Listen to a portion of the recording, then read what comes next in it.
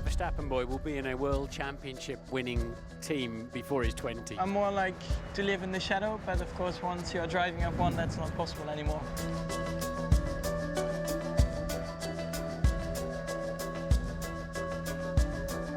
I just focus on track. Hopefully that will give me a chance in the future. He's showing all the hallmarks of a Senna, of a Schumacher. You have to stand up for yourself, and I wouldn't change a thing right now. He's got the speed, and he's just not showing a lack of experience. At 18 years and 227 days old, Max Verstappen wins a Formula One Grand Prix.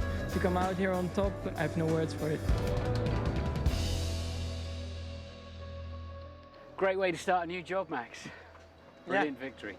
Yeah, it was amazing. I mean, of course you don't expect that in your first ever race for a new team, but yeah, I simply felt good in the car straight away, and when you feel comfortable, you know, you can deliver.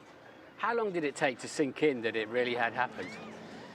I would say 2-3 days, really. Because, I mean, when I stood on the podium, of course you are like, okay, I won the race, but it's still not completely sinking in like you won a Formula One race. So yeah, a little bit, but at the end, after 2-3 days, fully, I would say. Put us in the driving seat of your race. A decent start, but you had to go back around Sebastian Vettel in turn 3. Actually, we were joking the night before that, you know, a few years ago, Fernando did a really nice move around turn 3. So Max, if you could do the same, it would be very nice. I was like, yeah, well, we'll see what happens. First, I tried to keep position, but then I lost the position, and now it's like, okay, well, just let it go, and it happened. So it was, yeah, I was laughing actually after that corner. I was like, okay, I think the engineers are happy now. So you were laughing after getting back around the outside of Vettel. You laughed a bit more, I guess, when you saw the two Mercedes off on the right-hand side crashing together. Yeah, then it was from this smile, a massive smile. So of course, you know, normally you want them also, you know, to have a good race, but now this was the perfect opportunity for us to, you know, to go onto the podium, but then also challenge for a win, that's for sure. So now you're running at the front and very few cars in front of you. It reminded you, I guess, of your junior single-seater days, and all of a sudden you're thinking a podium at this point?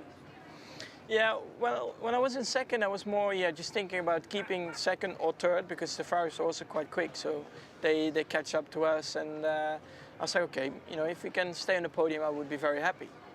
But then, you know, it all started to change a bit after the second stop. I could go longer on the tires, and suddenly I was leading the race. And what went through your head at that moment? To be honest, I was all like, just manage the tires, because I had to do 32 laps on them.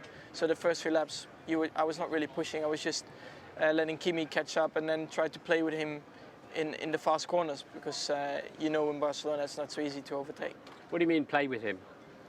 Well, let him come close so he starts to destroy his tires a bit, because you can drive for at least 10-15 laps quite close to someone, but then you also start to struggle with your tires. And especially the first 10-15 laps, he had a pace advantage. But from there on, he started to go through his tires, and then we were quite average and quite equal.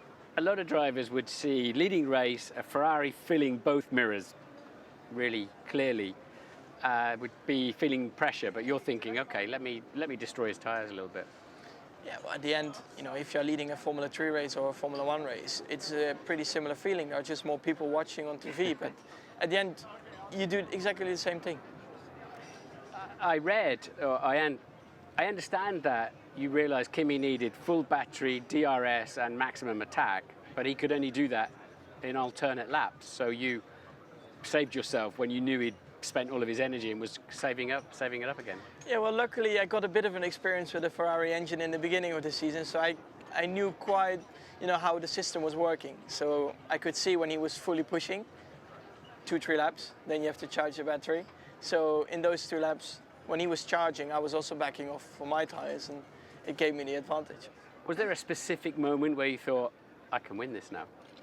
The last 5 laps, because then Kimi was always within 7/10s, and then suddenly he started to drop off a bit, and my tires, yeah, they felt pretty similar to the laps before, so I was like, okay, now I can't make a mistake and I'm going to win this race. Do you feel more pressure now? Well, of course I set the bar very high right now, but at the end, I think in one way it's also a bit of a relief. You won one Grand Prix, so that's already one thing done, but now you just keep focusing on what's ahead, and I think the car is constantly improving, the engine is improving, and I think, yeah, it feels good. I'm pretty relaxed, and I know I'm in a good car, so that's always very nice.